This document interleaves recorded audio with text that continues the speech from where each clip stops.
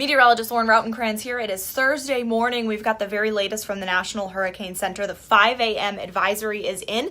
Now, because there are no watches and warnings in effect right now, we're only going to have these advisories until that happens on the 5 and the 11 o'clock hours. Okay, so keep in mind, just keep staying tuned to those updates. Keep those times in the back of your head until we have any watches or warnings posted.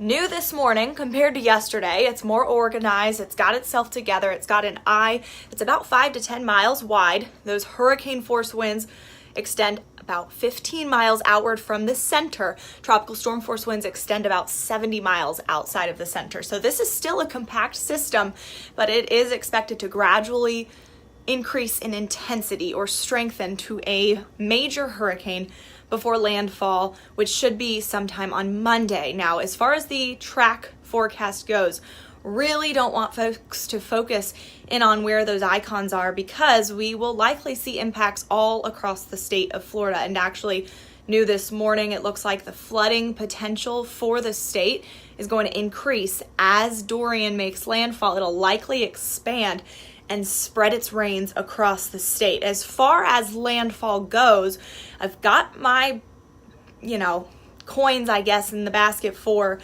Cape to about Fort Lauderdale. So South Florida to Central East Florida has a very good chance of landfall, and that is currently where the National Hurricane Center forecast goes. However, there's still so many ifs that if high pressure out in the Atlantic is not quite as strong, it could help to skirt Dorian from the Cape up even towards Brunswick. Now, even after that, there is still the potential for this to skirt right up along the coast and go up towards Savannah, maybe even Cape Fear up in Wilmington, North Carolina. Currently, our forecast is really running with the same impacts for us, but actually Mike Prangley and I updating these as well, because we do think we're going to have to put that rain maybe closer to 6 to 10 for us here across the first coast, and those winds are looking more likely upwards of 45 miles per hour with those increased tides, because remember, we do have that full moon on, or full new moon on, so new supermoon, oh my goodness, easy for me to say, that's on Friday. Okay, so increased tides no matter what,